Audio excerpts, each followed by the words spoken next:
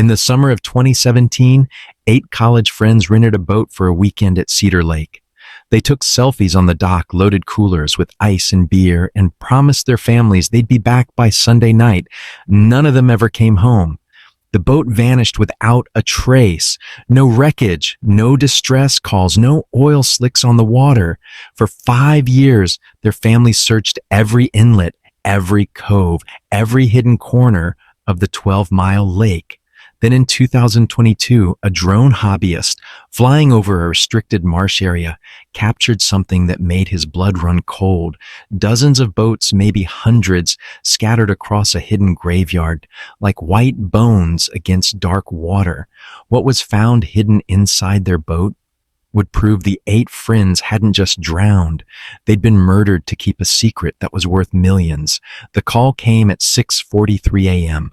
on a Tuesday, 5 years and 2 months after Tyler Camden disappeared. Alex was already awake, had been since 4:30, same as every morning, sitting at his kitchen table with black coffee and the marine insurance database pulled up on his laptop. Same routine he'd followed for 887 days straight. Search boat registrations, check salvage reports, cross-reference accident logs. His phone buzzed against the scratched Formica. Unknown number. "This is Alex, you Tyler Camden's brother." The voice was rough, nervous. "The guy who's been calling about missing boats." Alex's grip tightened on the phone. His chest went tight. That old familiar punch of hope and dread twisted together like rusted wire. "Yeah. Who's this Aaron Mills? I do aerial photography drone stuff. I think I found something you need to see." Alex was dressed and in his truck before Aaron finished giving him the address. 20 minutes later, he stood in Aaron's cluttered garage, staring at a laptop screen that made his knees go weak. Dozens of boats, maybe 100, scattered across what looked like a hidden inlet, white hulls gleaming against dark water like a maritime graveyard.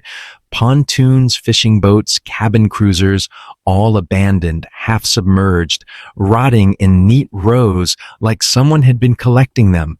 "Where is this Alex's voice?" Came out Horsaro, north end of Cedar Lake, past the restricted marsh. "I was mapping the shoreline for the county when I flew over it." Aaron clicked through the footage. "Look at this one." He zoomed in on a boat near the center of the graveyard. White hull, blue trim, 24F'd. Alex's breath caught. His hands shook as he leaned closer to the screen. "That's it," he whispered. "That's their boat." He'd helped Tyler pick it out at the rental dock 5 years ago, had watched his little brother run his hands along the gunnel, grinning like a kid at Christmas because it was the nicest boat any of them had ever been on. Tyler had joked it was too fancy for a bunch of college kids, but Sophia had insisted.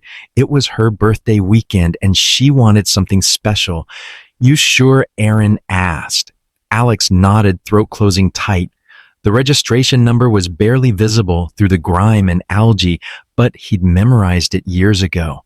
Had called that number into police dispatchers so many times the digits were burned into his brain. "How long has it been there?" Aaron shrugged. "Hard to say. Some of those boats look like they've been rotting for years. Others are newer, but the weird thing is," he clicked to another angle, "they're all arranged like someone's organizing them." Alex stared at the screen. Aaron was right. The boats weren't randomly scattered. They were positioned in loose rows, almost like a parking lot. Someone had been placing them there deliberately. "I need to get out there," Alex said. Aaron shook his head. "It's restricted wetland. Feds patrol it. You'd need clearance permits." "I don't give about permits." Alex pulled out his phone. "I'm calling the sheriff. Sheriff Tom Bradley met them at the marina." 3 hours later, his patrol boat cutting through the choppy water toward the north end of Cedar Lake. Alex sat in the stern hands, clenched on the safety rail, watching the shoreline blur past. He'd called his mother first. Patricia Camden had cried. Not the broken sobs from the early days, but quiet tears that said she'd been waiting for this call for 5 years. She'd wanted to come, but Alex had talked her out of it. He needed to see it first, needed to know what they were walking into. Detective Ray Holloway was already on scene when they arrived, standing waist deep in murky water beside the hull of Tyler's boat. The detective looked older than Alex remembered, grayer, more tired, the kind of tired that comes from too many unsolved cases. "Boat's been here a while," Holloway called out as Alex waded over. "Hull's compromised. Looks like it took on water and sank, then got dragged up here." Alex reached the boat and pressed his palm against the fiberglass. The hull was slick with algae. The blue trim faded to gray, but it was definitely theirs. He could see the small dent near the bow where Tyler had bumped the dock during their practice run. Any sign of Alex couldn't finish the question. Holloway shook his head. "No remains, but we just started." Alex hauled himself over the gunwale into the boat's interior. The cockpit was filled with stagnant water and debris, but the basic structure was intact. He moved carefully, water sloshing around his boots, looking for anything that might tell him what happened. The cooler was still there, wedged under the stern seat, half buried in silt. Alex pried it loose and lifted the lid. Inside, wrapped in a plastic bag that had somehow stayed sealed, was Sophia's phone. His hands trembled as he pulled it out. The screen was black dead, but the case was unmistakable bright pink with a photo of all 8 friends at Emma's graduation party. Sophia never went anywhere without that phone. Detective Alex called out, voice tight. Holloway waited, overtook the phone with latex gloves, and turned it over in his hands. "Might be able to recover data," he said. If the memory card survived, Alex kept searching. Under the port seat, he found Jake's baseball cap, the lucky one he'd worn to every Cubs game since high school. Wedged behind the console, a waterlogged notebook that might have been Rachel's journal. Each discovery was like a punch to the gut. These weren't just artifacts from a boating accident. They were pieces of lives, cut short, preserved in plastic and silt, like evidence in a crime scene.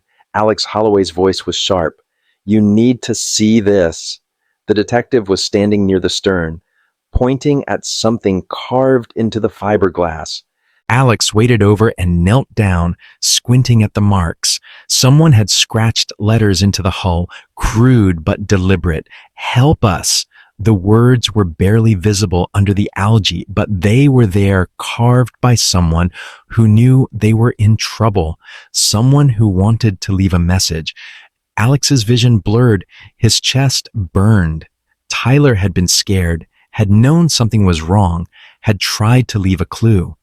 "This wasn't an accident," Alex said, voice raw. Holloway nodded grimly. "No, it wasn't." Around them, the boat graveyard stretched out like a nautical cemetery, dozens of vessels in various states of decay, all of them hiding secrets, all of them waiting to tell their stories.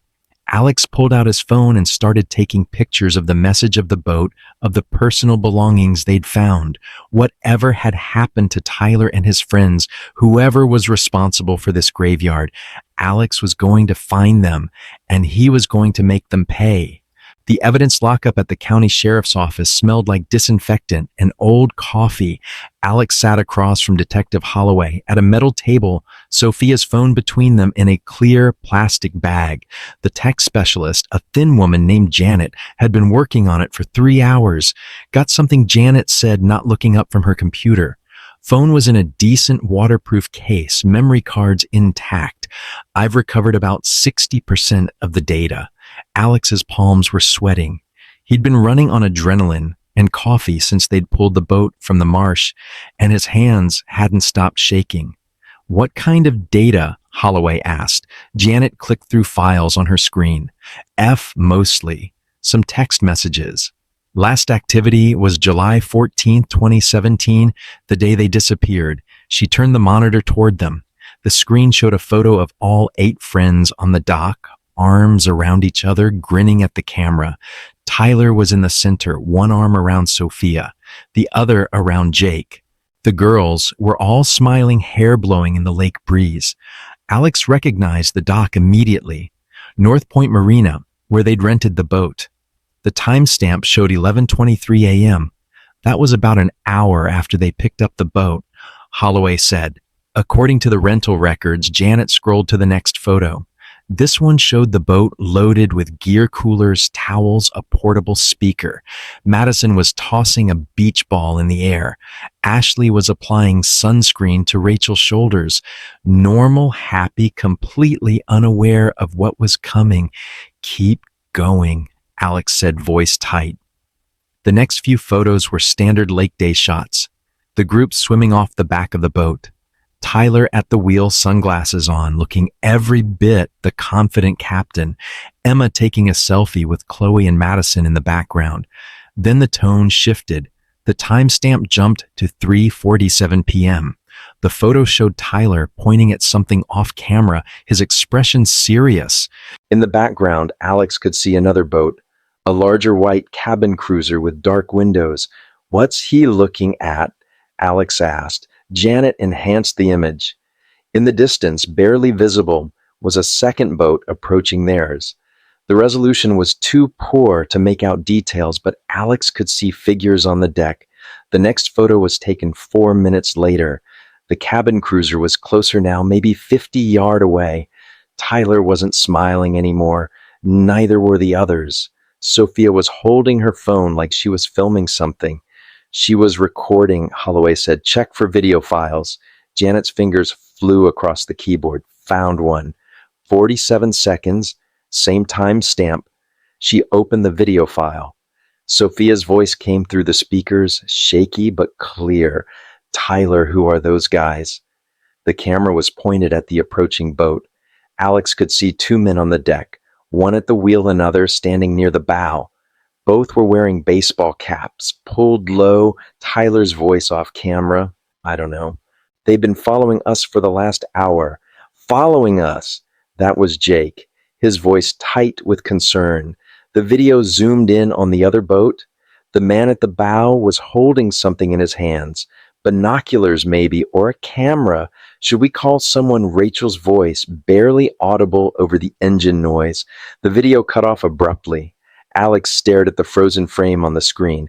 "That's it," Janet nodded. "File corrupts after that. Water damage probably." "What about text messages?" Holloway asked. Janet pulled up the message log. "Most are corrupted, but I recovered a few fragments." She read from the screen. 3:43 p.m. Message to mom. "Weird boat following us."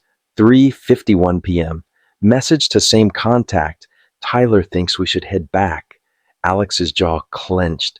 They'd known something was wrong, had tried to get help, but something had stopped them from making it back to shore. "Anything else?" he asked. Janet scrolled through more files, some photos from earlier in the day. "Looks like they stopped at a cove for lunch." She pulled up an image showing the group on a small beach, the boat anchored nearby. "This one's interesting." The photo showed Tyler and Jake examining something near the boat's engine compartment. Tyler was holding what looked like a small device, square black, about the size of a matchbox. "What is that?" Alex leaned closer. "Hard to tell from the photo," Janet said.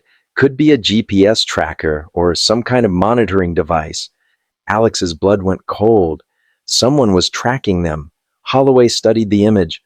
Or they found a tracker and were trying to figure out what it was.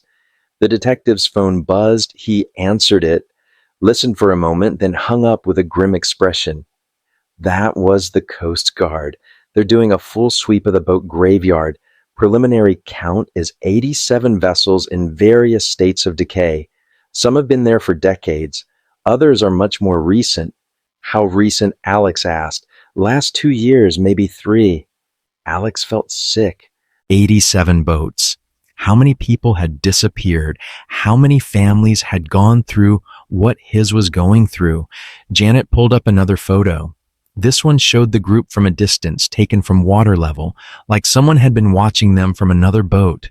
Sophia didn't take this one, Janet said. File metadata shows it was transferred to her phone, not captured by her camera.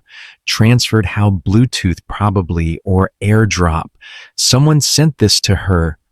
Alex stared at the image. It was creepy, invasive, the kind of photo a stalker might take. All 8 friends were visible, but they were clearly unaware they were being photographed. It's a threat, Alex said quietly. Someone was letting them know they were being watched. Holloway nodded. Psychological warfare. Make them nervous. Maybe force them to make a mistake. What kind of mistake? The detective didn't answer, but Alex could see it in his eyes. The kind of mistake that gets 8 young people killed. They spent another hour going through the recovered data, but there wasn't much else. A few more photos from early in the day, some corrupted text messages, the fragments of normal lives cut brutally short. As they prepared to leave, Alex's phone rang his mother's number. Any news? Patricia Camden's voice was fragile, hopeful. Some Alex said carefully, "We recovered some photos evidence that they were being followed." His mother was quiet for a long moment. Then they were murdered. It wasn't a question. "We don't know that for sure yet, Mom." Alex, her voice was steady, now resolved. "Bring them home. Bring my boy home." After she hung up, Alex stood in the parking lot outside the sheriff's office, staring at the recovered phone and its evidence bag. Somewhere in that graveyard of boats was the truth about what happened to Tyler and his friends. And somewhere out there was the person responsible. Alex got in his truck and started the engine. He had work to do. But first, he needed to talk to the families, all of them, because if someone was collecting boats and the people on them, this was bigger than just 8 missing college kids. This was a pattern, and patterns could be broken. The Morrison family home looked exactly the same as it had 5 years ago. Same white shutters, same flower boxes under the front windows, same wooden porch swing where Jake used to sit and tune his guitar. But Linda Morrison looked like she'd aged a decade. She opened the door before Alex could knock her eyes, red-rimmed but alert. "I heard they found the boat," she said without preamble. Alex nodded. "Mrs. Morrison, I need to ask you about something about Jake's behavior before the trip." She led him into the living room where photos of Jake covered every surface. High school baseball, family vacations, his 21st birthday party. Alex tried not to stare at the shrine his mother had built to her missing son. "What do you want to know?" Linda settled into her chair, hands folded tightly in her lap. "Did Jake mention anything strange? Anyone following him? Any unusual phone calls?" Linda's brow furrowed. "Funny you should ask. About a week before the trip, Jake got a call from someone claiming to be from the boat rental place. They said they needed to verify his insurance information." Alex's pulse quickened. Did he give them anything? Driver's license number? I think maybe his social security. He was excited about the trip. Didn't think twice about it. Her voice cracked. He trusted people too easily. Alex pulled out a notebook. "Do you remember anything else about the call?" Jake said the man had a strange accent, not local, and he asked a lot of questions about the group, how many people, what their plans were, how long they'd be on the water. The same sick feeling Alex had been carrying for 2 days grew heavier in his gut. Someone had been planning this, gathering information, setting them up. "Mrs. Morrison, I need to ask you something difficult. In the days before Jake disappeared, did you notice any strange vehicles in the neighborhood? Anyone watching the house?" Linda's face went pale. There was a van, dark blue, maybe black. It was parked down the street for 3 days straight. "I called the police, but by the time they got here, it was gone." Alex wrote it down. Another piece of a puzzle that was getting uglier by the hour. His next stop was the Reeves house across town. David Reeves met him in the driveway, still wearing his work clothes from the auto parts store he managed. "I saw the news," David said, his voice flat. They found the boat. Mr. Reeves, I'm trying to piece together what happened in the days leading up to the trip. Did Sophia mention anything unusual? David's jaw tightened. You mean besides the fact that someone broke into our garage the night before she left, Alex stopped writing? What nothing was stolen, but someone had been through Sophia's things. Her camping gear, her life jacket, like they were checking what she was bringing on the trip. Did you report it? Of course I reported it. Police said it was probably just kids looking for something to steal. But Sophia was spooked. She almost didn't go. Alex felt his chest tighten. What changed her mind? Tyler called her, said he'd already paid for the boat, that everyone was counting on her. You know how she was, never wanted to let anyone down. The weight of it hit Alex like a physical blow. His brother had convinced Sophia to go on a trip that killed her. Had Tyler known? Had he been part of whatever happened? Or was he just another victim? David continued there was something else. Sophia got a friend request on Facebook from someone she didn't know. When she clicked on the profile, it was just photos of the lake, dozens of them all taken from the water, like someone was cataloging every inch of the shoreline. Do you remember the name on the profile? Something generic Mike Johnson. I think when Sophia tried to look at it again the next day, the profile was gone. Alex spent the rest of the afternoon visiting the other families. The pattern became clearer with each stop. Emma Clark's mother, Carol, mentioned a strange phone call about lake safety regulations that required personal information about everyone on the boat. Madison Torres's parents remembered a utility worker who'd spent an unusual amount of time checking the electrical meter outside their house-a-meter that was clearly visible from Madison's bedroom window. Rachel Kim's father described a man who'd approached Rachel at her part-time job, claiming to be conducting a survey about recreational boating habits. By the time Alex reached the Martinez house, the sun was setting, and his notebook was full of disturbing coincidences. Rosa Martinez spoke limited English, but her daughter Chloe's older sister Maria translated, "Mama says there was a man who came to the door 2 days before Chloe left." Maria explained, he said he was from the insurance company, needed to verify information about Chloe's car, but we don't have that insurance company. Did your mother get a good look at him? Maria spoke to her mother in rapid Spanish, then turned back to Alex. She says he was older, maybe 50, gray hair, expensive clothes. He had a briefcase and everything looked official, but something felt wrong. How he kept looking past Mama into the house, like he was trying to see the layout, and he asked if Chloe was home, said he might need to speak with her directly. Alex's blood chilled. What did your mother tell him? That Chloe was at work. The man left his card, said he'd call to schedule another time, but he never did. Do you still have the card? Rosa Martinez disappeared into the kitchen and returned with a business card. Alex took it with shaking hands. The card was professionally printed. Expensive stock. It read Carl Brennan, Senior Marine Insurance Investigator, Lakeside Marine Recovery Services. Alex stared at the name. He'd never heard of Lakeside Marine Recovery, but something about it felt familiar. "Mrs. Martinez, can I keep this?"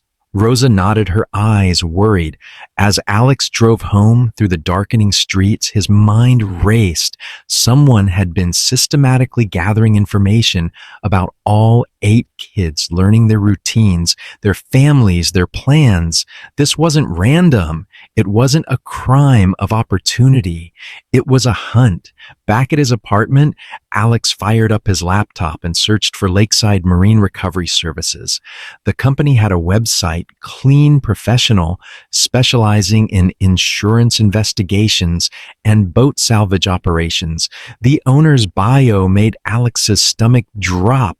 Carl Brennan, 23 years in marine insurance investigation, licensed salvage operator specializing in recovery of missing or stolen watercraft, the same man who'd shown up at the Martinez house, the same man whose business card was sitting on Alex's kitchen table. Alex clicked through the website's gallery of recovered boats, dozens of them all neatly arranged in what looked like a salvage yard. His breath caught. The aerial view looked familiar, very familiar. It was the same location where they'd found Tyler's boat. Carl Brennan wasn't just investigating insurance fraud. He was running it, using his legitimate salvage business as cover for whatever had happened to Tyler and his friends. Alex grabbed his phone and called Detective Holloway. "I found him," Alex said when the detective answered. "I found the bastard who killed them." But even as he said the words, Alex knew this was just the beginning. If Brennan had been operating for years, collecting boats and covering his tracks, then Tyler and his friends weren't his first victims. They might not even be his last. Detective Holloway's office felt smaller at midnight, the fluorescent lights casting harsh shadows across stacks of case files and empty coffee cups. Alex sat across from the detective's desk, Carl Brennan's business card between them like a piece of evidence that could explode. "I ran Brennan through our database," Holloway said, rubbing his eyes. "Clean record, no arrests, no complaints, been operating Lakeside Marine Recovery for 8 years, even has commendations from the state insurance board." Alex's fist clenched on his knee. "He's been planning this for months, maybe years. You saw the pattern, the phone calls, the break-ins, the surveillance." "I see coincidences," Holloway said carefully. "Circumstantial evidence, nothing that would hold up in court." "What about the boat graveyard?" "That's his property. It's a legitimate salvage operation, licensed and inspected. The boats we found could all be explained as insurance recoveries, abandoned vessels, storm damage." Alex slammed his palm on the desk. 87 boats. Ray, 87. How many people have to disappear before you call it a pattern? Holloway leaned back in his chair. "I'm not saying you're wrong. I'm saying we need more than a business card and some suspicious phone calls to bring down a man with Brennan's reputation. Then let's get more." Alex pulled out his laptop and opened the files he'd been compiling all evening. "I've been cross-referencing missing persons reports with boat registrations. In the last 5 years, 36 people have disappeared from Cedar Lake and the surrounding waterways, all during peak season, all in good weather, all involving rental boats." Holloway studied the screen. "That's a lot of coincidence. It's not coincidence, it's business." Alex clicked to another file. "Look at this. Insurance payouts for stolen or missing boats in the same time period, $12 million. And guess who investigated most of the claims?" The detective's expression darkened. "Brennan, he's been running a scam, stage boat thefts, collect insurance money, hide the evidence in his salvage yard. But sometimes people see too much. Sometimes witnesses need to be eliminated." Alex's voice cracked on the last word. Tyler and his friends hadn't just been in the wrong place at the wrong time. They'd stumbled onto something bigger, and it had cost them their lives. Holloway stood up and paced to the window. "Even if you're right, proving it is another matter. Brennan's got connections, political influence. We'd need smoking gun evidence to take him down. Then let's find it." "Alex, listen to me.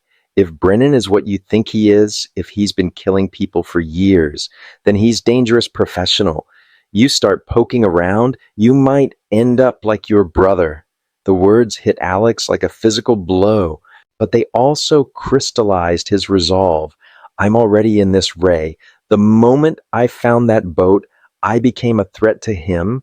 The only way out is through." Holloway turned from the window.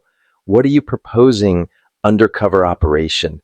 I approach Brennan, tell him I want to file an insurance claim for a stolen boat.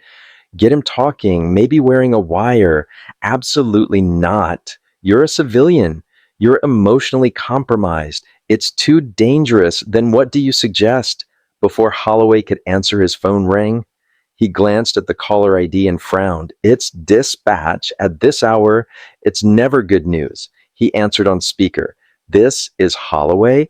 Detective, we've got a situation at Cedar Lake. Anonymous tip about suspicious activity at the North Marsh. Units are en route. Alex's blood went cold. That's where we found the boat. Holloway was already grabbing his jacket. We're on our way. The drive to Cedar Lake took 25 minutes through empty back roads. Alex rode shotgun in Holloway's unmarked sedan, watching the dark countryside blur past. His mind raced with possibilities, none of them good. They arrived to find 3 patrol cars parked at the boat launch, their red and blue lights painting the water in shifting colors. Sheriff Bradley met them at the shoreline. "What's the situation?" Holloway asked. Anonymous caller reported seeing someone moving boats in the restricted area. By the time we got here, whoever it was had cleared out, but they left something behind. Bradley led them down a muddy path to the water's edge. In the beam of his flashlight, Alex could see fresh tire tracks leading down to the water, wide tracks like those from a heavy-duty trailer. "Someone launched a boat here tonight," Bradley said. "Recently, tracks are still fresh." They followed the shoreline toward the salvage area. Even in the darkness, Alex could see that something had changed.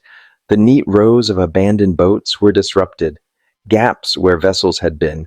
"They're moving them," Alex said. "Brennan knows we're on to him." Holloway played his flashlight across the water. "How many are missing? Hard to tell in the dark." "Maybe a dozen, including some of the newer ones." Alex waded into the shallow water, following the disturbed mud where boats had been dragged. Near the center of the graveyard, he found something that made his heart stop. Tyler's boat was gone. "Son of a bitch," Alex breathed. "He took it. He took their boat." Holloway waded over. "Evidence tampering. We can get a warrant for that if we can find where he moved it." Alex looked out across the dark expanse of Cedar Lake. 12 matters of water, hundreds of inlets and coves. He could hide a boat anywhere. They spent another hour documenting the scene, but it was clear that Brennan, if it had been, Brennan was long gone. As the patrol cars prepared to leave, Alex's phone buzzed with a text from an unknown number. His blood turned to ice as he read the message. "Stop looking or join your brother." Holloway read the text over Alex's shoulder. "That's a direct threat. We can use this. Use it for what? To prove Brennan's still out there, still dangerous."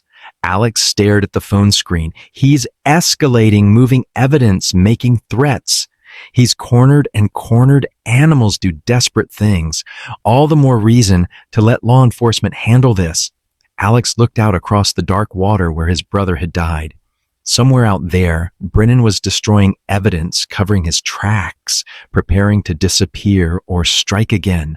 The system had failed Tyler once. Alex wouldn't let it fail him again. "I'm done waiting," Alex said quietly. "I'm done hoping the system will work. If you won't go after him, I will." "Alex, don't do anything stupid." But Alex was already walking back toward his truck. His mind made up. Brennan wanted to play games. Fine. But this time, Alex would be ready for him. He just hoped he was ready for what he might find. Alex didn't go home that night. Instead, he drove to his workshop, a converted garage behind his apartment, where he repaired boat engines for extra cash. The familiar smell of motor oil and metal shavings helped calm his nerves as he planned his next move. He spread everything out on his workbench. The business card photos from the boat graveyard printouts of the insurance claims the threatening text message under the harsh fluorescent lights. The pattern was undeniable. Brennan had been operating for years, perfecting his system, but every system had weaknesses. Alex fired up his laptop and dove deeper into Brennan's background. Lakeside Marine Recovery had contracts with 6 different insurance companies. The business address was a P.O. box, but the salvage yard was registered to a shell company called North Shore Holdings. He traced the ownership through layers of corporate paperwork until he found what he was looking for: a physical address. Not the salvage yard they'd already found, but a house. Brennan's home address buried in property tax records, 12 and 47 Lakeshore Drive, a waterfront property on the south end of Cedar Lake. Alex memorized the address, then cleared his browser history. If he was going to do this, he'd do it right. The next morning, Alex called in sick to work and drove past Brennan's house. It was isolated, a modern glass and steel structure built on a wooded lot with its own private dock, perfect for someone who needed to move boats without being observed. He parked a quarter-mile down the road and walked back through the trees. From his vantage point behind a stand of pines, he could see the entire property. Brennan's truck was in the driveway, the same white pickup that had left tire tracks at the boat launch. At 9:30 a.m., Brennan emerged from the house carrying a briefcase. He was exactly as Rosa Martinez had described. 50s gray hair, expensive clothes. He looked like a successful businessman, not a killer. Alex watched Brennan drive away, then waited another 10 minutes to make sure he wasn't coming back. The house appeared empty. Moving quickly but carefully, Alex approached the dock. Two boat slips, both occupied. One held a sleek speedboat with low-profile engines, perfect for moving fast and quiet across the lake. The other slip contained something that made Alex's breath catch: Tyler's boat. It had been cleaned, the algae scrubbed away, the hull polished. But Alex recognized every scratch, every detail. It was definitely their boat, the one they'd pulled from the graveyard less than 48 hours ago. Alex pulled out his phone and took photos from every angle. Then he climbed aboard. The interior had been thoroughly cleaned, but Alex knew boats. He knew where evidence might hide. He checked the bilge pump, housing the areas behind instrument panels, anywhere small items might get trapped. Under the port console, wedged behind a tangle of wires, his fingers found something hard and rectangular. He pulled it free. A small black device about the size of a matchbox. The same thing Tyler and Jake had been examining in the recovered photo. A GPS tracker, professional grade, with a magnetic mount. Alex turned it over in his hands, studying the serial number etched into the casing. This was how Brennan had found them, how he'd followed them to the perfect spot for an ambush. But why keep the tracker? Why risk having evidence that tied him to the crime? The answer came to him with sickening clarity. Brennan wasn't done. He was planning to use the boat again for another accident, another group of victims who would simply disappear into the lake. Alex pocketed the tracker and continued his search. In the stern storage compartment, beneath a pile of life jackets, he found a waterproof case. Inside were documents, insurance forms, boat registrations, and something that made his blood run cold: a list of names handwritten. Some were crossed out in red ink. All 8 of his brother's friends were there: Tyler, Jake, Sophia, Emma, Madison, Ashley, Rachel, and Chloe. Every single name had a thick red line drawn through it. Below their names were 8 more written in fresh ink. Members of the Westfield University Sailing Club, scheduled for a weekend trip to Cedar Lake the following month. Brennan was already planning his next move. Alex photographed the list with shaking hands, then carefully replaced everything exactly as he'd found it. He had what he needed: evidence that Brennan was not only responsible for Tyler's death, but planning more murders. As he prepared to leave, Alex heard the rumble of an engine. He'd looked up to see Brennan's truck coming down the driveway much earlier than expected. Panic shot through Alex's system. He was trapped on the dock with nowhere to hide. The truck was maybe 30 seconds away from the house. Alex did the only thing he could. He slipped over the side of the boat into the cold lake water. The dock was built high enough that he could tread water underneath it. Hidden by the shadows and cross-bracing, he heard Brennan's truck door slam, then footsteps on the wooden dock above his head. The footsteps stopped directly over where Alex was hiding. "I know you're here." Brennan called out, his voice carrying easily across the water. Alex Camden, Tyler's big brother, the one who can't let sleeping dogs lie. Alex forced himself to breathe slowly, quietly. The water was freezing and his muscles were already starting to cramp. You think you're smart, don't you? Brennan continued. Think you're going to be the hero who solves the mystery, but you have no idea what you're dealing with. The footsteps moved along the dock. Alex heard Brennan board Tyler's boat, moving around the cockpit. Touching, Brennan said, really touching. The grieving brother looking for closure, but closure isn't always what people expect. Something splashed into the water near Alex. He turned his head slightly and saw a concrete block sinking into the depths, trailing rope behind it. Your brother was smart too, Brennan called out. Figured out what I was doing, thought he could blackmail me, said he had evidence hidden away, insurance that would keep him and his friends safe. Alex's heart pounded. Tyler had tried to protect his friends, but I've been doing this longer than he'd been alive. Brennan continued, I know how to make problems disappear. 8 kids having a tragic boating accident happens more often than you'd think. The footsteps moved back down the dock toward the house. Alex waited until he heard the front door close, then pulled himself up onto the dock, water streaming from his clothes. He ran through the trees to his truck, his mind racing. Brennan knew Alex was investigating him, knew he was getting close.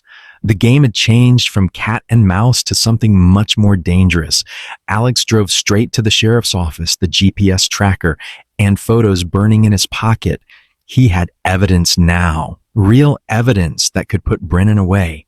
But as he pulled into the parking lot, he saw something that made his blood freeze. Brennan's white pickup was parked right next to Detective Holloway's sedan. Through the office windows, Alex could see the 2 men sitting together, talking like old friends. Brennan wasn't just a killer. He was connected, protected, and Alex had just walked into a trap.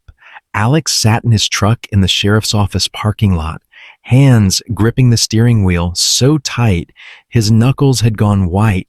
Through the window, he could see Brennan and Detective Holloway deep in conversation, occasionally laughing like they were sharing old war stories. How long had Holloway been compromised? Had he been feeding information to Brennan from the beginning? Or was this something new?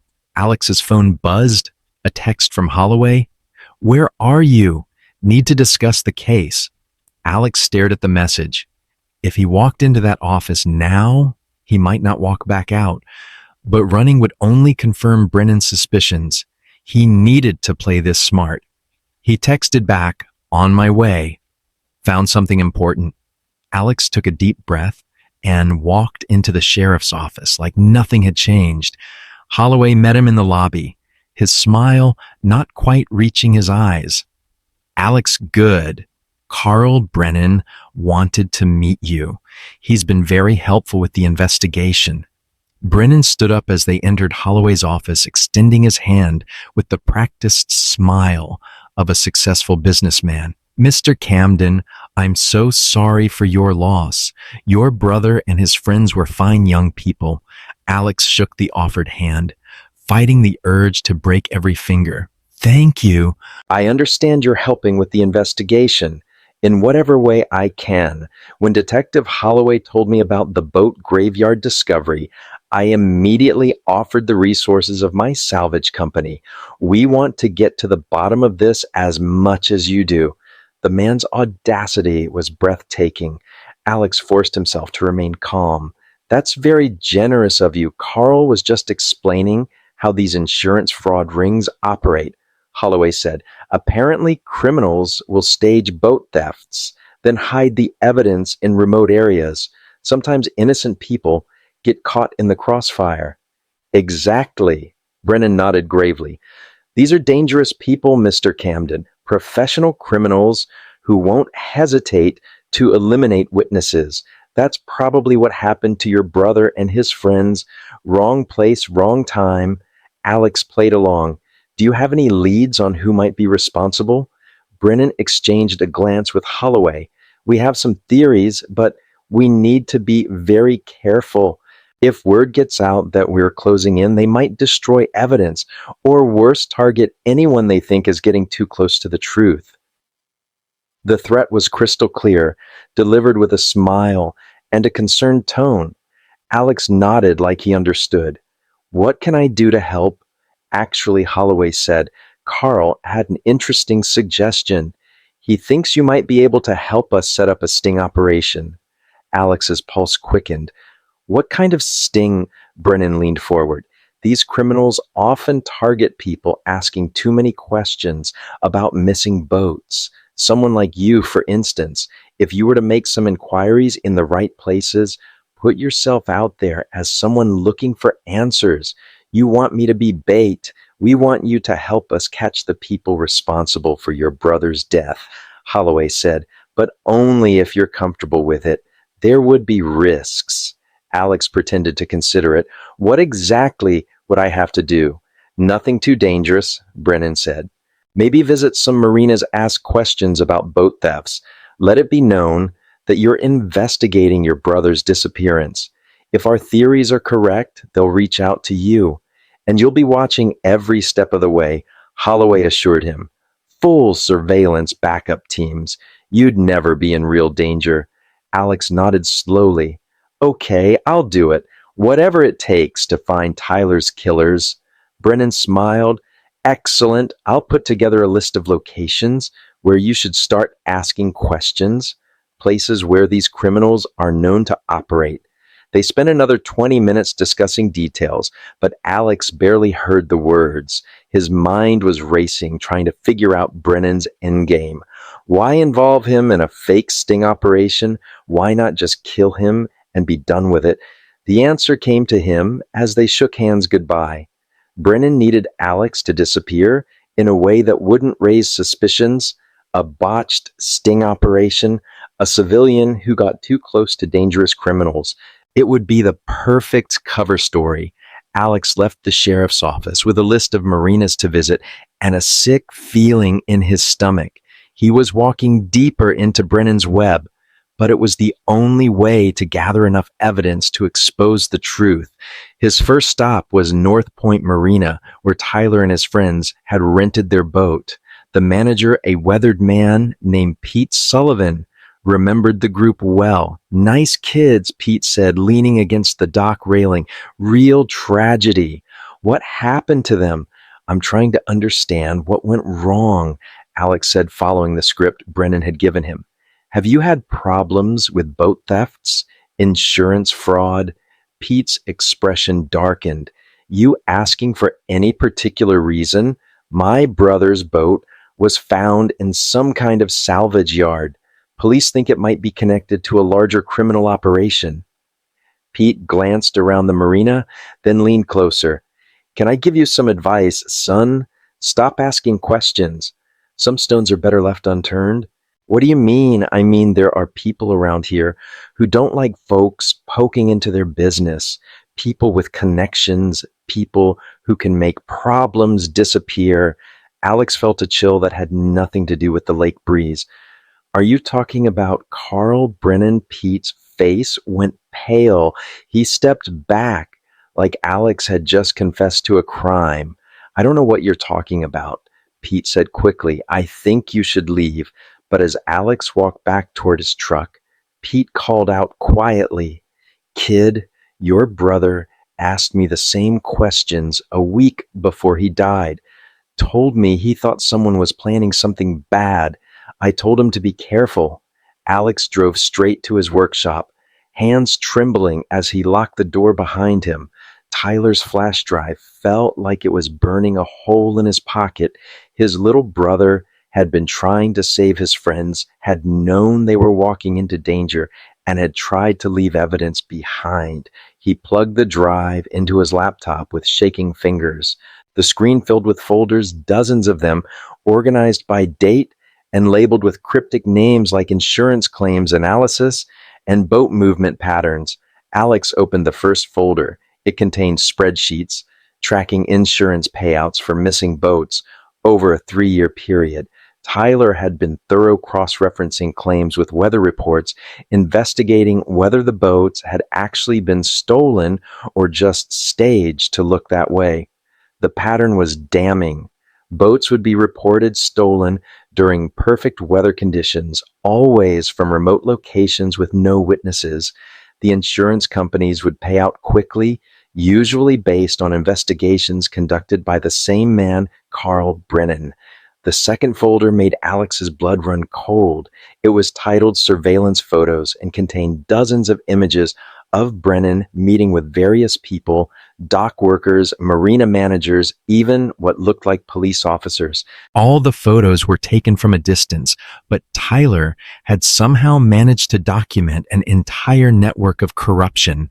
In one photo, Brennan was handing an envelope to a man in a sheriff's deputy uniform. Alex zoomed in on the face and his stomach dropped. It was Deputy Frank Walsh, one of the officers who had worked Tyler's missing person case. Another photo showed Brennan at a restaurant with Detective Holloway. They were laughing, sharing drinks like old friends. The timestamp showed it was taken 2 months before Tyler disappeared. Alex's chest tightened. The corruption went deeper than he'd imagined. How many people were on Brennan's payroll? How many officials had helped cover up the murders? The third folder was labeled Audio Recordings and contained a single MP3 file. Alex put on headphones and hit play. Tyler's voice came through clearly. "This is Tyler Camden, July 8th, 2017. I'm recording this because I think Carl Brennan is planning something. I've been tracking his insurance fraud operation for 3 months, and I think he knows I'm on to him."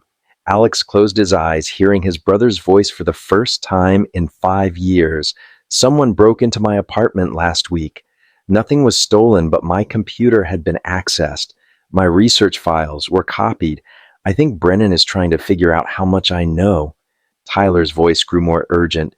"I found evidence that he's not just stealing boats for insurance money. I think he's been killing people. Witnesses who got too close. There are at least 6 missing person cases that match his pattern." The recording crackled with static. Then Tyler's voice returned. "Sophia organized this lake trip for her birthday. I tried to talk her out of it, but she's so excited. I can't tell her why I'm scared. Can't tell any of them, but I have a bad feeling about this." There was a long pause. "Then if something happens to us, if this recording is found, I want everyone to know that Carl Brennan is a killer. He's been using his position as an insurance investigator to cover up murders. Detective Holloway is helping him, maybe others too." The recording ended abruptly. Alex sat in stunned silence. Tyler had known they were walking into a trap, had known Brennan was planning to kill them, but he'd gone on the trip anyway, probably hoping to protect his friends to gather more evidence. The final folder was labeled Emergency Contacts and contained a single document with FBI contact information and a detailed summary of Tyler's investigation. Alex realized what his brother had been planning. If he didn't come back from the lake trip, this evidence was supposed to go to federal authorities who weren't part of Brennan's network. But Tyler had never gotten the chance to send it. Alex copied all the files to his own computer, then made backup copies on 3 separate flash drives. He wasn't going to let Tyler's evidence disappear like Tyler himself had. His phone rang. "Brennan again. Alex, how are the marina visits going? Learning anything interesting?" Alex forced his voice to stay steady. "Pete Sullivan at North Point was very helpful. He thinks there's definitely something suspicious going on." "Excellent. I think it's time we move to the next phase of our operation. Can you meet me at my office tomorrow morning? I have some new leads I'd like to discuss." Alex's blood chilled. Brennan's office was probably the isolated house on Lakeshore Drive, the same place where Tyler's boat was hidden. Sure, what time? 9:00 a.m. and Alex come alone. We can't risk compromising the investigation. The line went dead.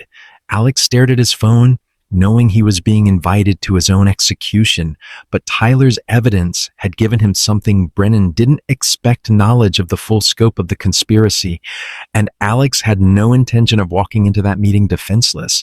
He spent the next hour making copies of Tyler's files and preparing them for multiple recipients. If Brennan killed him tomorrow, at least the evidence would survive. Then Alex made a call to the one person he hoped he could still trust, his mother. Alex, it's late, honey. Is everything okay? Mom, I need you to listen carefully. Tomorrow morning, if you don't hear from me by noon, I want you to take a package to the FBI field office in Little Rock. Don't call the local police. Don't trust anyone except federal agents. Alex, you're scaring me. What's going on? I found evidence about what happened to Tyler. Real evidence. But the people responsible have been covering it up for years. If something happens to me, nothing's going to happen to you. Promise me, Mom. Promise you'll take the package to the FBI. Patricia Camden was quiet for a long moment. Then I promise, but Alex, be careful. I can't lose both my boys. After hanging up, Alex prepared the evidence package and left it on his mother's doorstep with detailed instructions.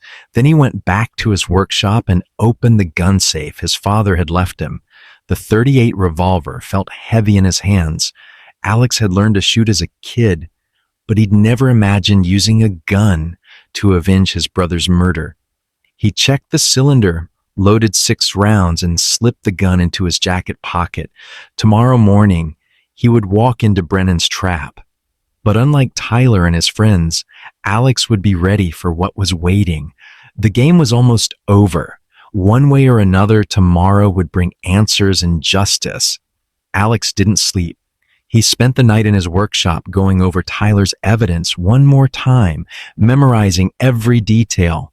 By dawn, he knew Brennan's operation inside and out, the network of corrupt officials, the pattern of staged boat thefts, the systematic elimination of witnesses. At 7:00 a.m., he drove to his mother's house and watched from across the street until she left for work. The evidence package was gone from her doorstep. Patricia had followed his instructions. Now came the hard part. Alex arrived at Brennan's house on Lakeshore Drive at exactly 9:00 a.m. The white pickup was in the driveway, but something felt different.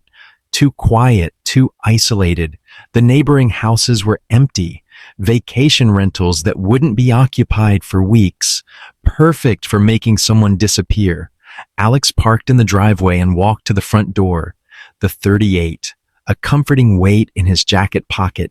He knocked twice. Brennan answered with his practice smile, but Alex could see the tension in his eyes. Alex, right on time. Come in, come in. The house was modern and sterile, with floor-to-ceiling windows overlooking the lake. Alex could see Tyler's boat still tied to the dock, cleaned and ready for whatever Brennan had planned. Coffee, Brennan asked, gesturing toward the kitchen. I'm fine. Alex remained standing, keeping his distance. You said you had new leads. Indeed I do. Brennan moved to a desk near the windows and picked up a manila folder. I've been analyzing the pattern of boat thefts, and I think I know where the criminals are operating from. He opened the folder and spread out what looked like marine charts. But as Alex stepped closer, he realized they weren't charts at all. They were detailed maps of Cedar Lake's deepest sections, marked with GPS coordinates and depth measurements. You see, Brennan said conversationally, the key to a successful disposal operation is knowing exactly where the deepest water is, where bodies will never be found. Alex's hand moved instinctively toward his jacket. Disposal operation. Brennan's smile never wavered. Your brother was smart, Alex. Smarter than I gave him credit for. He documented everything. My business, my associates, my methods. Very thorough work. I don't know what you're talking about. Of course you do. You found his evidence. Tyler told me he'd hidden a flash drive somewhere safe. Insurance to keep his friends alive. But insurance only works if the other party honors the deal. Brennan moved away from the desk, circling toward the kitchen. Alex turned to keep him in sight. Tyler thought he could blackmail me. Brennan continued, thought he could save his friends by threatening to expose my operation, but he miscalculated. He assumed I cared about being caught. You've been doing this for years, killing people, covering it up. Killing people. Brennan laughed. Alex, you make it sound so dramatic. I'm a businessman. I solve problems. Sometimes those problems happen to be people, but it's nothing personal. Alex's blood boiled.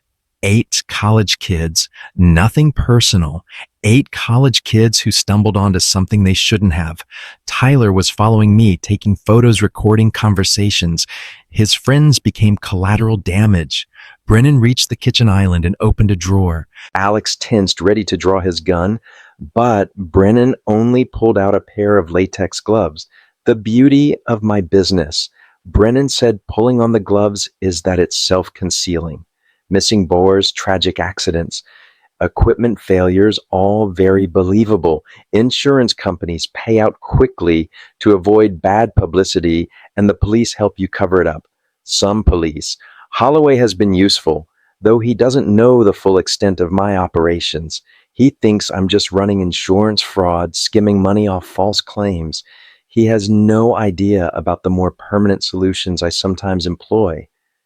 Alex slowly reached into his jacket, like murdering witnesses, like managing risk. Brennan's tone remained conversational, like they were discussing the weather. Your brother represented an unacceptable risk, as do you. Brennan's hand moved toward another drawer, this one closer to where Alex was standing. Alex knew he was running out of time. How many others, Alex asked, trying to keep Brennan talking while he got into position? How many people have you killed? Killed is such an ugly word. I prefer to think of it as problem resolution. Brennan opened the second drawer. Tyler and his friends make 8. Before that, there was a young couple who got too curious about missing boats, a marina manager who asked too many questions, a Coast Guard investigator who was getting close to the truth. Alex's hand closed around the grip of his revolver. 15 people, 17. Actually, you're forgetting the 2 that got away. Brennan's smile turned cold. Until now. Brennan's hand came out of the drawer, holding a pistol larger than Alex's revolver, black and deadly serious. The plan was to make this look like a boating accident, Brennan said, raising the gun. Grieving brother takes Tyler's boat out for a memorial trip, gets caught in rough weather, tragic drowning. But you've made this more complicated than it needed to be.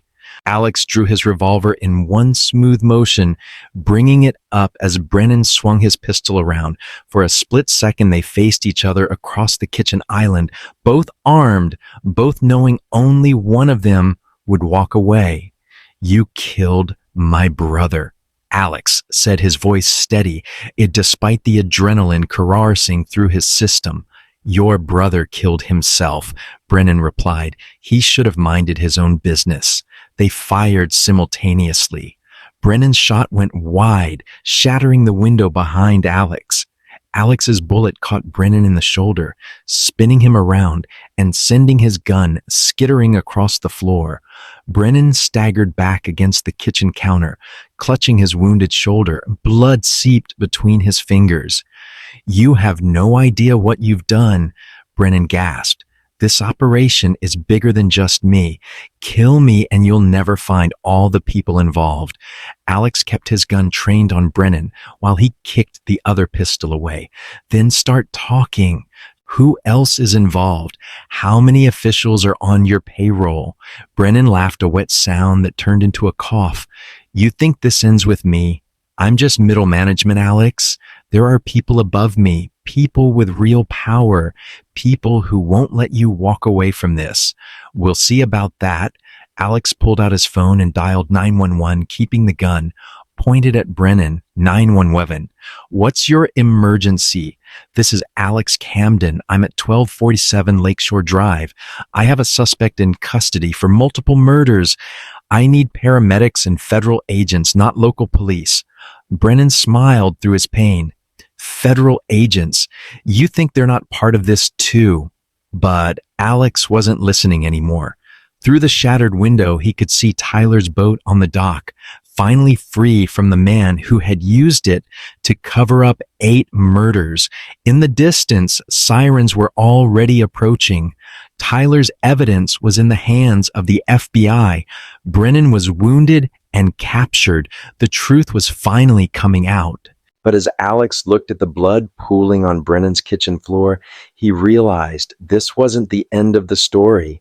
It was just the beginning of a much larger fight. The FBI arrived before the local police, which probably saved Alex's life. Special Agent Sarah Donnelly stepped through the shattered glass of Brennan's front door with her weapon drawn, taking in the scene with sharp eyes. Alex standing over a wounded Carl Brennan, the smoking gun still in his hand, blood splattered across the kitchen tiles. "Alex Camden," she asked, badge visible on her tactical vest. "That's me. This is Carl Brennan. He's responsible for the murders of my brother and 7 others, plus at least 9 more victims over the past 5 years. Donnie's partner, Agent Mike Stevens, secured Brennan's weapon while paramedics worked on his shoulder wound. Brennan was conscious but pale, his expensive clothes soaked with blood. Your mother delivered quite a package to our Little Rock office this morning," Donnelly said, holstering her weapon. 17 years of documented evidence, insurance fraud, police corruption, systematic murder. If even half of it's true, it's all true, Alex said, finally lowering his revolver. Tyler spent months investigating Brennan's operation. He knew they were walking into a trap, but he went anyway to try to protect his friends. Brennan coughed, trying to speak. Agent Stevens leaned closer. "What's he saying?" He's asking for a lawyer," Stevens said. Donnelly shook her head. "Smart man. He's going to need a good one." Over the next hour, the house filled with federal agents, crime scene technicians, and evidence specialists. They photographed everything, bagged and tagged every piece of potential evidence, and carefully documented the scene. Alex gave his statement 3 times, once to Agent Donnelly, once to her supervisor, and once to an assistant U.S. attorney who arrived by helicopter from Little Rock. Each time he told the same story: Tyler's investigation, Brennan's threats, the corruption network that had covered up 17 murders. "The most damaging evidence is on Tyler's flash drive," Alex explained to the prosecutor. "A sharp-eyed woman named Rebecca Walsh.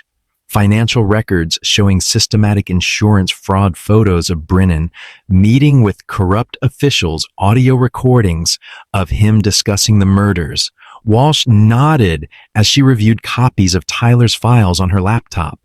"This is incredibly thorough work. Your brother missed his calling. He should have been a federal investigator. He just wanted to protect his friends, and he ended up protecting a lot more people than that. If Brennan had continued operating, who knows how many more would have died." By afternoon, the scope of the investigation had expanded dramatically. Federal agents raided Brennan's salvage yard, his business office, and the homes of 6 suspected accomplices. Detective Holloway was arrested at the sheriff's office, along with Deputy Frank Walsh and 2 marina managers. Sheriff Bradley held a press conference, his face grim, as he announced that the Cedar Lake missing persons cases were now part of a federal murder investigation. "We are cooperating fully with federal authorities," Bradley said, reading from a prepared statement. "Anyone with information about Carl Brennan Lakeside Marine Recovery Services or suspicious boat activity on Cedar Lake is urged to contact the FBI immediately." Alex watched the press conference from Agent Donnie's temporary command post at the marina. The parking lot was filled with news vans, FBI vehicles, and family members of the victims who had driven for hours to be there when the truth finally came out. "Your mother's here," Donnelly said, appearing at Alex's shoulder. Patricia Camden looked older than her 62 years, her face etched with 5 years of grief and worry. But when she saw Alex, her expression crumbled with relief. "Alex," she wrapped him in a fierce hug. "When I got your call this morning, When I took that package to the FBI, I thought I was going to lose you too. I'm okay, Mom, and we got him. We got the bastard who killed Tyler." Patricia pulled back, tears streaming down her face. Tyler would be so proud of you. Around them, other families were arriving. David Reeves drove up with Sophia's mother. The Morrisons came together holding hands, like they were afraid to let go. One by one, the families of all 8 victims gathered at the marina where their children had last been seen alive. Linda Morrison approached Alex hesitantly. "Is it true? Did they really find Jake's body?" Alex shook his head. "Not yet, but Agent Donnelly says they've located several potential burial sites based on Brennan's records. They're bringing in cadaver dogs and ground-penetrating radar." Linda nodded, wiping her eyes. "At least we'll know. After 5 years of wondering, we'll finally know." As the sun set over Cedar Lake, Agent Donnelly called Alex aside for a private conversation. "Brennan's talking," she said. "Not everything, but enough. He's confirmed the locations of 3 burial sites. We should be able to recover the remains within the next few days." Alex felt a mixture of relief and renewed grief. What about the others, the people helping him? Holloway's already flipped. He's giving us everything: bank records, meeting locations, communication methods. He's looking at conspiracy to commit murder charges. So he's motivated to cooperate. And the corruption network. Donnie's expression darkened. Bigger than we initially thought. Brennan had contacts in multiple law enforcement agencies, insurance companies, even the Coast Guard.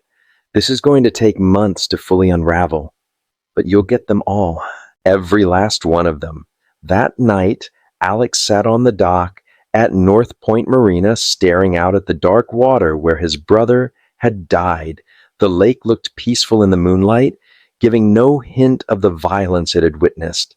His phone buzzed with a text from an unknown number. For a moment, his heart raced. Another threat, another piece of Brennan's network trying to silence him. But when he opened the message, it was from Pete Sullivan, the marina manager. Saw the news. Tyler would be proud. His friends can finally rest in peace. Alex smiled for the first time in days. Tyler's friends, his friends too. Now 8 young people who had died trying to enjoy a weekend on the lake, victims of one man's greed and corruption. But their deaths hadn't been in vain. Tyler's investigation had exposed a criminal network that had operated for years. Brennan would spend the rest of his life in federal prison. The corrupt officials who had helped him would face justice. And most importantly, no other families would have to endure what the Camdens, the Reeves, the Morrisons, and the others had suffered. Alex pulled out his phone and scrolled to a photo from Tyler's flash drive. The 8 friends on the dock arms around each other, smiling at the camera. Tyler was in the center, looking happy and carefree, completely unaware that he was about to embark on his final investigation. "We got him," little brother Alex whispered to the dark water. "We got them all." In the distance, he could see the lights of the federal command post still burning bright. The investigation would continue for months, but the hardest part was over. Justice finally was coming to Cedar Lake. 3 months later, Alex stood in the small cemetery outside town, watching as 8 white headstones were unveiled in a row. The FBI had recovered all the remains from Brennan's burial sites. Tyler, Jake, Sophia, Emma, Madison, Ashley, Rachel, and Chloe. Finally coming home after 5 years in unmarked graves, the families had decided to bury them together side by side, the way they'd lived their last day as friends, on an adventure that should have brought them home safe. Patricia Camden has placed a small American flag next to Tyler's headstone. Her hands were steady now, no longer shaking with the uncertainty that had haunted her for half a decade. "He saved so many people," she said quietly to Alex. "All those families who would have lost their children if Tyler hadn't left that evidence." Alex nodded, throat tight. The investigation had revealed that Brennan was planning to target at least three more groups: the Westfield University Sailing Club, a church youth group from Memphis, and a family reunion that would have included 6 children, all of them alive because Tyler had refused to stay quiet. Agent Donnelly approached as the other families began to drift away from the graveside service. She looked tired but satisfied, the expression of someone who'd spent months building an airtight case. Brennan plead guilty this morning, she said. Life without parole. No deal, no reduced sentence. He'll die in federal prison. Good, Alex said simply. Holloway got 15 years. Walsh got 12. The marina managers who helped stage the thefts got 5 to 8 years each. Donnelly paused. In total, we arrested 19 people in 6 states. The corruption network was even bigger than Tyler documented. Alex stared at his brother's headstone. Tyler Camden, 1994 to 2017. Beloved son and brother hero. What about the other cases, the earlier victims? We've identified 12 additional victims going back 8 years. Brennan kept meticulous records, probably for blackmail purposes, but it helped us close a lot of cold cases. Donnie's voice softened. 12 families who finally have answers because of what you and Tyler did. The wind picked up, rustling the flowers that covered the fresh graves. Alex could smell the lake in the distance, the scent that would always remind him of that summer day when 8 friends had set out for what should have been a perfect weekend. There's something else, Donnelly said. She handed Alex a manila envelope. Brennan's assets were seized as part of the federal case. The house, the boats, the salvage business, everything. But there was also a life insurance policy. $2 million. Alex stared at the envelope. I don't want his money. It's not his money anymore. It's restitution. The court is dividing it among the victims' families. She paused. Your share is enough to start that Marine Safety Foundation you mentioned. Alex had told Donnelly about his idea during one of their many interviews, a foundation dedicated to boat safety education and missing persons investigations, something to make sure other families wouldn't have to endure what his had gone through. Tyler would like that, Patricia said, overhearing. He always wanted to help people. As the cemetery emptied, Alex found himself alone with the 8 graves. The headstones were simple white marble, each engraved with the same dates. Born in the mid-1990s, died July 14, 2017, lives cut short by one man's greed. But their deaths had meaning, now had purpose. Alex pulled out his phone and scrolled to the last photo Tyler had taken. The 8 friends on the boat dock arms around each other, smiling at the camera, young and happy and completely unaware of what was coming. He'd had the photo enlarged and framed. It sat on his kitchen table, now a reminder of what he was fighting for every time he felt like giving up. His phone buzzed with a text from Aaron Mills, the drone operator who'd started it all. Saw the news about Brennan's sentencing. Your brother would be proud. More messages followed from Pete Sullivan at the marina, from families of other victims, from strangers who'd followed the story and wanted to help with the foundation, a community built on tragedy, but determined to prevent future tragedies. As Alex walked back to his truck, he passed the small memorial that had been erected near the cemetery entrance, a granite bench with a plaque that read in memory of Tyler Camden, Sophia Reeves, Jake Morrison, Emma Clark, Madison Torres, Ashley Bennett, Rachel Kim, and Chloe Martinez. 8 friends who will never be forgotten. Below the names was a quote Tyler had written in his journal, found among his evidence files. The truth doesn't disappear just because someone tries to bury it. It waits, and eventually it finds its way to the surface. Alex sat on the bench for a moment, watching the sunset over the hills that surrounded Cedar Lake. Somewhere beyond those hills, Brennan was beginning his first night in federal prison. Holloway and the others were in county lockup awaiting transfer to their own long sentences. Justice wasn't perfect. It couldn't bring back 8 young lives or erase 5 years of family anguish, but it was something. Alex's phone rang his mother's number. "Are you okay?" Honey Patricia asked. "I know today was hard. I'm okay, Mom. Actually, I think I'm better than okay." Alex looked at the memorial plaque, at the names of 8 friends who died together and been buried together. "I think Tyler would be proud of how this turned out." I know he would be. As Alex drove home through the gathering darkness, he thought about the Tyler Camden Marine Safety Foundation that would open its doors next month, about the families who would never have to wonder what happened to their missing loved ones because Brennan's network had been dismantled, about 8 college friends who'd wanted nothing more than a perfect weekend on the lake and who'd instead exposed the biggest corruption scandal in the state's history. Tyler and his friends were finally at peace, and their story, their sacrifice, would prevent other families from experiencing the same nightmare. In the end, that was enough. That was justice. That was how love conquered evil, one truth at a time.